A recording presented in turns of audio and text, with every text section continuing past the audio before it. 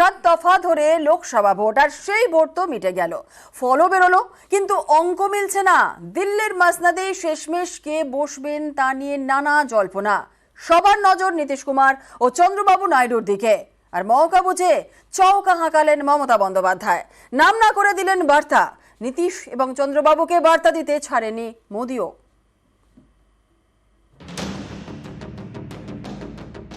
নেহরুর record ছোবেন Modi, কেন্দ্রের সরকার গড়বে বিরোধীরা। পরপর 3 বার প্রধানমন্ত্রী। জওহরলাল নেহরুর পরে এই রেকর্ড ছোঁয়ার সুযোগ নরেন্দ্র মোদির সামনে। যদিও এবার তিনি ম্যাজিক ফিগার ছুঁতে পারেননি, তার আব কি বার 400 পারের স্লোগানও জোর ধাক্কা খেয়েছে। এনডিএ 300 টপকাতে পারেনি। আমি খুশি মোদিজি সিঙ্গেল লার্জেস্ট মেজরিটি পায়নি, উনি ক্রেডিবিলিটি লস করেছেন, ওনার ইমিডিয়েট প্রধানমন্ত্রী থেকে রেজিগনেশন দেওয়া উচিত। দিল্লিতে এবার তাহলে কার সরকার, এ নিয়ে জোর অঙ্ক কষা চলছে। উঠে আসছে নানা সম্ভাবনার কথা। সম্ভাবনা 1, কেন্দ্রে ফের এনডিএ সরকার গড়ল, প্রধানমন্ত্রী হলেন নরেন্দ্র মোদি। 6 दशक बाद किसी गठबंधन को, एनडीए को लगातार तीसरी बार देश की सेवा करने का अवसर दिया। কারণ উনি বলেছিলেন ইসবার 400 পার, আমি বলেছিলাম পগার পার। এখন তাকে পায়ে ধরতে হচ্ছে টিডিপি আর পায়ে ধরতে হচ্ছে নীতিশ, বাট এদের আমি খুব ভালো করে চিনি। সম্ভাবনা 2, কেন্দ্রে ফের এনডিএ সরকার গড়ল, কিন্তু নরেন্দ্র মোদি প্রধানমন্ত্রী হলেন না। যদিও বিজেপি এই সম্ভাবনায় জল ঢেলেছে। प्रधानमंत्री मोदी जी की नीतियों को फिर से 2024 में आशीर्वाद देते हुए इस ऐतिहासिक घड़ी को हम देख रहे हैं, जब प्रधानमंत्री मोदी जी तीसरी बार लगातार प्रधानमंत्री बन रहे हैं। इस बात को भी हमने देखा, ये भी हम इसके अभी हम साक्षी हैं। সম্ভাবনা 3, এনডিএ কে টেক্কা দিয়ে কেন্দ্রের সরকার গড়ল বিরোধীদের ইন্ডিয়া। এর জন্য সবার নজর এখন বিহার এবং অন্ধ্রে নীতিশ কুমারের জেডিইউ এবং তেলুগু দেশম পার্টির চন্দ্রবাবু নাইডুর দিকে। এই 2 দলই এবার ভালো পারফরমেন্স করেছে, কিন্তু 2টি দলই খাতায় কলমে রয়েছে এনডিএতে। তারা যদি নৌকা বদল করে তাহলেই কিন্তু দিল্লিতে খেলা ঘুরে যেতে পারে বিরোধীদের দিকে। এই মৌকা বুঝে চৌকা মেরেছেন মমতা, নাম না করে নীতিশ ও চন্দ্রবাবুকে দিয়েছেন বার্তা। I am giving support to all my India friends and the other also who are willing to join India team. I will welcome them. खाली रुपया के लिए बीजेपी के पास मत जाओ, खाली ईडी का केस मिटाने के लिए, सीबीआई को केस मिटाने के लिए मेहरबानी करके बीजेपी को साथ मत दो। बीजेपी के जो साथ देगा कि देश आपको क्षमा नहीं करेंगे। মমতার নাম না করে বার্তা, আর মোদির একেবারে সরাসরি। आंध्र प्रदेश में चंद्रबाबू नायडू जी के नेतृत्व में एनडीए ने शानदार प्रदर्शन किया है। बिहार में नीतीश बाबू के नेतृत्व में भी एनडीए ने शानदार प्रदर्शन किया है। শেষমেশ তাহলে দিল্লিতে কি হবে? নেহরুর রেকর্ড ছোবেন মোদি, নাকি খেলা ঘুরে যাবে? ভোট মিটলেও অঙ্ক কিন্তু চলছে। নিউজ 18 বাংলা। 24-এর ফলে 21-এর পুনরাবৃত্তি, ফের বাংলায় তৃণমূলের জয় জয়কার। 21-এর মতোই 24-এর প্রচারে ঝড় তুলেছিল বিজেপি, কিন্তু এবারও 21-এর মতোই তারা ধরাশায়ী হলো বাংলায়।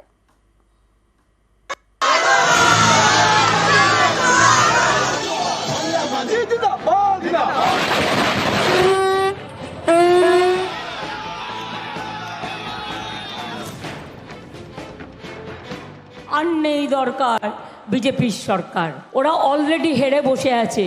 প্রথমে বলেছিল ইসবার 400 পার, 200 পার নেই হোগা।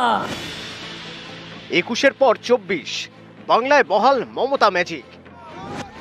ফের বাংলার মাটিতে পদ্ম চাষে ব্যর্থ বিজেপি, ঘাস ফুলের জয় জয়কার। বাংলায় ফের সবুজ ঝড়।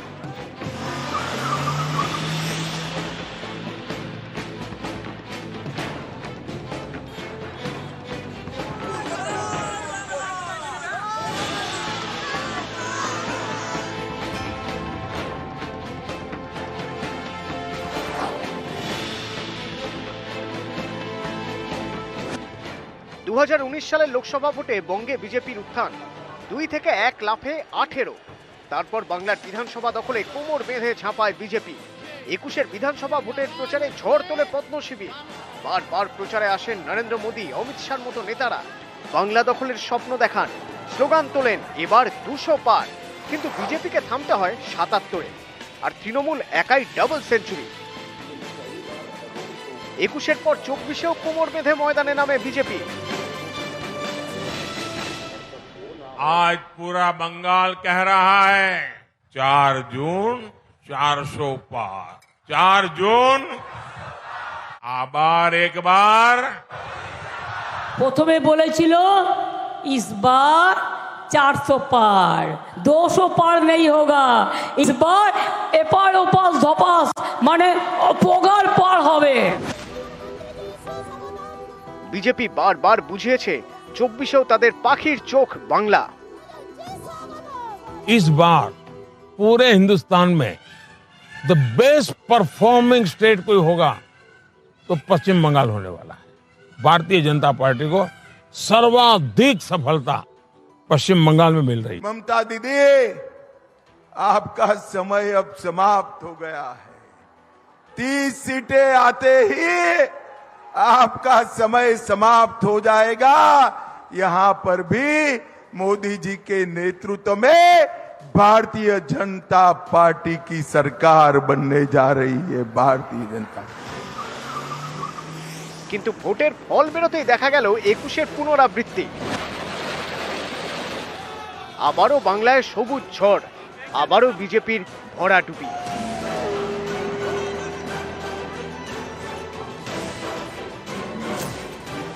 নিউজ 18 বাংলা।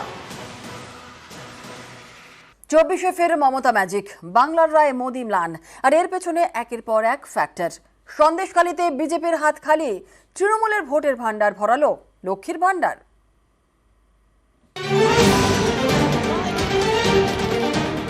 লোকসভা ভোটে বঙ্গে ফের সবুজ ঝড়,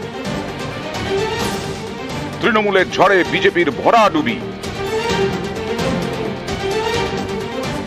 19-এর থেকেও শক্তি বাড়িয়ে 24-এ তৃণমূলের বাজিমাত, বিপুল জয়। এর পেছনে রয়েছে একাধিক ফ্যাক্টর। এবছর জানুয়ারি থেকে সন্দেশখালী সরগরম, নারী নির্যাতন সহ একাধিক অভিযোগ। একেই 24-এর লোকসভা ভোটে বারবার হাতিয়ার করেছে বিজেপি।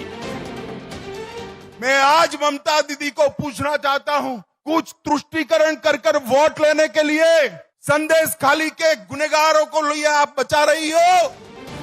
কিন্তু সন্দেশখালী ইস্যুতে পরপর ভিডিও প্রকাশ্যে আসতেই পাশা বদল। ভাইরাল ভিডিও হাতিয়ার করে পাল্টা সুর চড়ায় তৃণমূল। বিজেপির অস্ত্রেই বিজেপিকে কাবু করার চেষ্টা করে।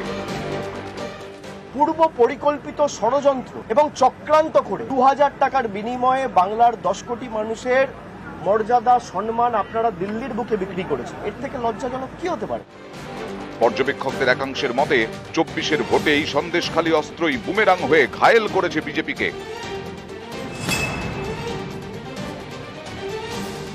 শিক্ষায় নিয়োগ দুর্নীতি, এ নিয়ে বারবার গরম হয়েছে ভোটের রাজনীতি। তৃণমূলের নেতা মন্ত্রীরা গ্রেপ্তার হয়েছেন, বিজেপি একে অস্ত্র করেছে। এরই মধ্যে হাইকোর্টের রায়ে এক ধাক্কায় বাতিল হয় প্রায় 26,000 চাকরি। এ নিয়ে আসরে নেমে পড়ে বিজেপি। কিন্তু নানা মহলে প্রশ্ন ওঠে, যোগ্যদের কেন চাকরি গেল? যোগ্য অযোগ্যদের আলাদা করা হলো না কেন? मैंने बंगाल बीजेपी से कहा है कि प्रदेश स्तर पर एक लीगल सेल और एक सोशल मीडिया प्लेटफॉर्म बनाया जाए। इससे उन लाभार्थियों को मदद होगी। কোথায় ছিলেন মোদি বাবু? 26,000 চাকরি তো আপনি খেয়েছেন। আপনার দল পার্টি ছিল সিপিএম আর বিজেপি একসাথে দাঁড়িয়ে টিচারদের চাকরি খেয়েছে, লজ্জা করে না? শেষ পর্যন্ত হাইকোর্টের চাকরি বাতিলের রায়ে অন্তর্বর্তী স্থগিতাদেশ দেয় সুপ্রিম কোর্ট। এতে হাওয়া অনেকটা ঘুরে যায়। ঘাসফুল শিবির বোঝানোর চেষ্টা করে হাইকোর্টের রায়কে রাজ্য চ্যালেঞ্জ করেছিল বলেই এই স্থগিতাদেশ মিলেছে। শাসক শিবির এও বার্তা দেয় তারা সব সময় চাকরিহারাদের পাশে। এরও ডিভিডেন্ড ভোটে পেল তৃণমূল।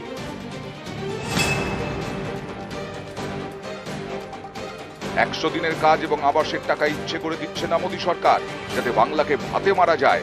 বারবার এই প্রচার করেছে তৃণমূল, এমনকি 100 দিনের টাকা রাজ্যই দেওয়া শুরু করে। আর 2-3 দিনের মধ্যে সেই টাকা পেয়ে যাবেন। আমরা দিল্লিকে বলবো, ভোটের সময় জবাব দেবেন কেন 100 দিনের কাজের টাকা দেননি। পাল্টা বিজেপি দাবি করে তৃণমূল দুর্নীতি করেছে, তাই কেন্দ্র টাকা দিচ্ছে না। ভোটের ফলে স্পষ্ট বিজেপির এই তত্ত্ব প্রভাব ফেলেনি, বরং তৃণমূল যে বঞ্চনার অভিযোগে বারবার সরব হয়েছে সেটাই কাজে লেগেছে। লক্ষ্মীর ভান্ডার 21-এর বিধানসভা ভোটের আগে এই প্রকল্প চালুর প্রতিশ্রুতি দেন মমতা বন্দ্যোপাধ্যায়। ভোটে এর ভালো ডিভিডেন্ড পায় তৃণমূল। 24-এর ভোটেও এই লক্ষ্মীর ভান্ডারকে সামনে রেখে ময়দানে নামে তৃণমূল। 24-এর ভোটের আগে মমতা বন্দ্যোপাধ্যায় এই প্রকল্পের ভাতা দ্বিগুণ করে দেন। 500 থেকে টাকা বাড়িয়ে মাসে মাসে 1000, এসসি ও এসটিদের ক্ষেত্রে 1000 থেকে বেড়ে 1200। কদিন আগে বিজেপির কোন একজন লিডার বলেছে যে আমরা লক্ষ্মীর ভান্ডার 3 মাস পরে বন্ধ করে দেব। আমি তাদের বলে রাখি প্রকাশ্য সভায়, শোনো, সাহস থাকলে ওটা হাত দিয়ে দেখো, ওটা তোমার পয়সা না। রাজ্যের অর্ধেক ভোটার মহিলা, তাই মহিলাদের মন জিতলেই বাজিমাত। মহিলা মন জয়ে এবারেও তৃণমূলের বড় ভরসা ছিল লক্ষ্মীর ভান্ডার, যা 21-এর পর 24-এও তৃণমূলের ভান্ডার ভরিয়ে দিল। রাজ্য সরকারের প্রকল্প স্বাস্থ্যসাথী 21-এর নির্বাচনের আগেই এই প্রকল্প চালু করা হয়। এই স্বাস্থ্যসাথীর কার্ড থাকলেই সরকারি হাসপাতালে বিনা পয়সায় চিকিৎসা। বলে বেড়াচ্ছে বাংলা আমার আয়ুষ্মান করছে না। কেন করবে? আয়ুষ্মান করলে তার অর্ধেক টাকা আমাদের দিতে হবে, আর এখন 9 কোটি মানুষ সুযোগ পাচ্ছে। একদিকে বিজেপি যেসব ইস্যুকে অস্ত্র করেছে সেগুলি তাদের দিকেই ফিরে গেছে বুমেরাং হয়ে, আর একদিকে তৃণমূলের একের পর এক সামাজিক প্রকল্প। এই দুয়ের অঙ্কেই ফের তৃণমূলের বাজিমাত। আবারও বাংলায় ঘাস ফুলের ঝড়ে পদ্মের ভরাডুবি। নিউজ 18 বাংলা।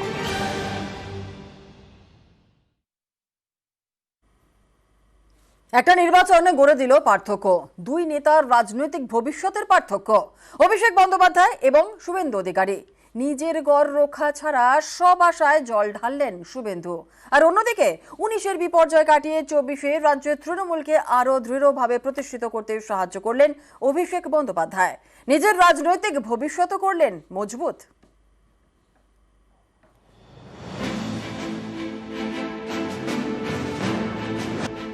24-এ ফের বঙ্গে বিজেপির বিপর্যয়। এটাই পার্থক্য করে দিল বাংলার দুই নেতার রাজনৈতিক ভবিষ্যতে। একজন বিরোধী দলনেতা শুভেন্দু অধিকারী, আর একজন অভিষেক বন্দ্যোপাধ্যায়, তৃণমূলের সর্বভারতীয় সাধারণ সম্পাদক। তৃণমূল মানেই মমতা বন্দ্যোপাধ্যায়, তাঁর সেনাপতি অভিষেক। অভিষেক অনেক করেছে। Abhishek also played a very important role. 21-এর বিধানসভা ভোটের সময় থেকে দলের গুরু দায়িত্ব অভিষেকের কাঁধে। 21-এ বিধানসভা ভোটের পর 22-এ রাজ্যে পুরসভা ভোট, তারপরের বছর পঞ্চায়েত ভোট। একের পর এক ভোট বৈতরণী পার করেছেন সেনাপতি অভিষেক বন্দ্যোপাধ্যায়। বারবার বুঝিয়ে দিয়েছেন তিনি লড়াইয়ে তৈরি। 23-এর পঞ্চায়েত ভোটের আগে রাজ্য জুড়ে করেছেন নবজোয়ার যাত্রা, এতে তিনি ঝড় তোলেন। অভিষেক বোঝানোর চেষ্টা করেন ভোট লুট করে তিনি ভোটে জিততে চান না। একদাকে অভিষেকের নাম্বারটা আমি দিয়ে যাচ্ছি। সিপিএম এর হাড়বাদ, আর বিজেপির জল্লাদ, আর কংগ্রেসের উন্মাদ, এই তিনটাকেই বলে যাব যদি মনোনয়ন না করতে পারেন সরাসরি আমায় জানাবেন, আমি এসে মনোনয়ন করিয়ে দিয়ে যাব। 19-এর লোকসভা ভোটে ধাক্কা খায় তৃণমূল, 34 থেকে নেমে আসে 22-এ। সেই সময় অভিষেক বন্দ্যোপাধ্যায় তৃণমূলের যুব নেতা, ডায়মন্ড হারবারের সাংসদ। সেই কঠিন পরিস্থিতি থেকে দলকে ঘুরে দাঁড় করাতে ময়দানে নামেন অভিষেক, করেন একের পর এক কর্মসূচি। সেনাপতি হিসেবে তিনি কোমর বেঁধে ঝাঁপান। এই ভোটে বাংলা জয়ের স্বপ্ন দেখেছিল বিজেপি, কিন্তু তা খান খান হয়ে যায়। 21-এর বিধানসভা ভোটে তৃণমূল ডাবল সেঞ্চুরি করে। এর 3 বছর পর আবার বড় লড়াই। 24-এর লোকসভা ভোট, আবারও ময়দানে নেমে পড়েন অভিষেক। চরম গরম, তার মধ্যেই বাংলা চষে ফেলেন, কোথাও রোড শো, কোথাও সভা। আমি নিজে পূর্ব মেদিনীপুরে থাকবো, আপনারা চিন্তা করবেন না, আপনারা বুক চিতিয়ে লড়াই করুন। 1 ছটাক জমি এই বিজেপির গদ্দারদের ছাড়বো না। প্রত্যেকটা পঞ্চায়েত সমিতি, জেলা পরিষদ বুক ছিটিয়ে লড়াই করে আগলে রেখে আমরা আগামী দিন লড়াই করব। কেউ 1 ছটাক জমি নিজের বুকে ছাড়বেন না। এই পূর্ব মেদিনীপুর থেকে আগামী দিন সংকল্প নিতে হবে, যে কটা ছাইপাস আবর্জনা রয়েছে এদের ঝেঁটিয়ে বিদায় দিয়ে গঙ্গায় একদম দীঘার সমুদ্রে ফেলে দিতে হবে। ঝাঁপিয়ে পড়ে লড়াই, শেষমেশ ফুটল ফুল, বঙ্গে ফের জোড়া ফুলের দাপট।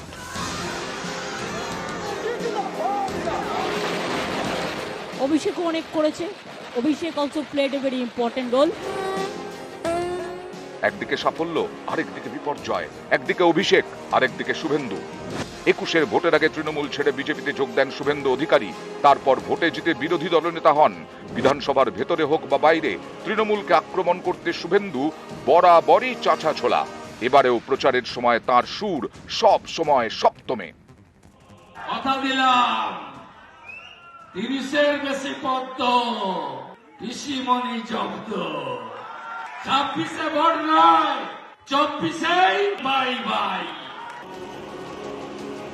শুভেন্দুর কাছেও এবার 24-এর ভোট ছিল বড় পরীক্ষা, কারণ বিজেপি নেতৃত্ব তার উপরই ভরসা করেছিল।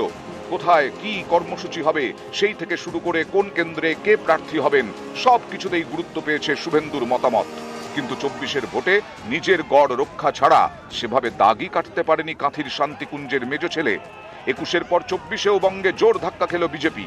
আবারও ঘাসফুলের ঝড়ে পদ্মের স্বপ্নভঙ্গ। এই ফল শুভেন্দু অধিকারীর রাজনৈতিক ভবিষ্যৎকেও প্রশ্নের মুখে ফেলে দিল। কিন্তু বিজেপির এইরকম ব্যর্থতার পরেও দায় নিতে নারাজ শুভেন্দু অধিকারী। আমি নিজে সপ্তম দফার ভোট শেষ হওয়ার পরে বলেছিলাম যে আমরা তৃণমূল কংগ্রেসের থেকে বেশি আসন পাবো একটি হলেও। একই কথা আমাদের মাননীয় রাজ্য সভাপতি বলেছিলেন। নিউজ 18 বাংলা। 24 বঙ্গে বিজেপি ধরাশায়ী, কেন 19-এর ফলও ধরে রাখা গেল না? অনেকেই বলছেন যে বিজেপির পরাজয়ের কারণ এক নয় একাধিক। পদে পদে হোঁচট খেয়ে শুরু থেকেই তারা ছিল ব্যাকফুটে। আবার মমতা, আবার তৃণমূল। 24-এর ভোটে বাংলায় ফের সবুজ সুনামি। তৃণমূলের দাপটে ধরাশায়ী বিজেপি। 2019-এর লোকসভা ভোটে রাজ্যে 18টি আসন পায় বিজেপি। সেই নিরিখে 121টি বিধানসভা আসনে এগিয়েছিল তারা। তারপরেও কেনই বিপর্যয়? পর্যবেক্ষকদের একাংশের মতে পদ্মের পরাজয়ের কারণ এক নয় একাধিক। 24-এর ভোটে যেন শুরু থেকেই ব্যাকফুটে ছিল বিজেপি। প্রথমত সিট ঠিক করা। দিলীপ ঘোষ, দেবশ্রী চৌধুরী, সুরিন্দর সিং আলুওয়ালিয়া। 24-এ একের পর এক হেভিওয়েট সাংসদের কেন্দ্র বদল করেছে বিজেপি। তিনজনই এবার হেরে গিয়েছেন তৃণমূলের প্রার্থীর কাছে। 19-এ মেদিনীপুর আসন থেকে জেতেন দিলীপ ঘোষ, এবার বর্ধমান দুর্গাপুর আসনে তিনি হারলেন। 19-এ রায়গঞ্জ আসন থেকে জেতেন দেবশ্রী চৌধুরী, এবার কলকাতা দক্ষিণে দাঁড় করানো হয়, সেখানে হারলেন। 2019-এ বর্ধমান দুর্গাপুর থেকে জিতে সাংসদ হন আলুওয়ালিয়া, কিন্তু এবার হারলেন আসানসোল কেন্দ্রে। 21-এর বিধানসভা ভোটে কোচবিহারের শীতলকুচিতে গুলিতে 5 জন প্রাণ হারান। সেই সময় এসপি ছিলেন দেবাশিস ধর। তাকেই এবার বীরভূমে প্রার্থী করে বিজেপি। এ নিয়ে প্রথম থেকেই তৃণমূল সুর চড়ায়। সেই দেবাশিস ধরের প্রার্থীপদ বাতিল করে দেয় নির্বাচন কমিশন। শেষ মুহূর্তে বীরভূমে প্রার্থী বদল করে বিজেপি। ভোটে লড়েন দেবতনু ভট্টাচার্য। সেই দেবতনু এদিন হেরেছেন তৃণমূল প্রার্থীর কাছে। এছাড়াও 19-এ জেতা অনেকগুলো আসনে 24-এ হারল বিজেপি। 19-এর লোকসভা ভোটে 18 আসনে জেতে বিজেপি, পরে উপনির্বাচনে আসানসোলে জয়ী হয় তৃণমূল। বাকি 17টি আসনের মধ্যে একের পর এক হেভি ওয়েট পদ্মপ্রার্থী এবার হেরেছেন। এমনকি উত্তরবঙ্গেও হারতে হয়েছে। কোচবিহারে হেরেছেন কেন্দ্রীয় স্বরাষ্ট্র প্রতিমন্ত্রী নিশীথ প্রামাণিক। আমরা উত্তরবঙ্গেও ওদের নাকি হোম মিনিস্টার সকল, তার মেরুদণ্ড মানুষ ভেঙে দিয়েছে। বাঁকুড়ায় হেরেছেন আরেক কেন্দ্রীয় মন্ত্রী সুভাষ সরকার। রাজনীতিতে আনকোড়া রচনার কাছে হুগলিতে হেরেছেন বিজেপির লকেট। বারাকপুরে হারলেন অর্জুন সিং। অন্যদিকে তৃণমূলের হাতে থাকা কাঁথি ও তমলুক গেল এবার বিজেপির ঝুলিতে। তমলুকে আপনারা দেখেছেন ওটা ইলেকশন নয়, যা করেছিল নন্দীগ্রামে আমার সময়, ওখানেও টোটালটা রিক করেছে। তাতেও যে ভোটে জিতেছে, রিকাউন্টিং হলে, ভিভিপ্যাট কাউন্টিং হলে প্রমাণ হয়ে যাবে ওটাতেও হেরেছে। সব মিলিয়ে বঙ্গে বিজেপি আবার ধরাশায়ী। নিউজ 18 বাংলা।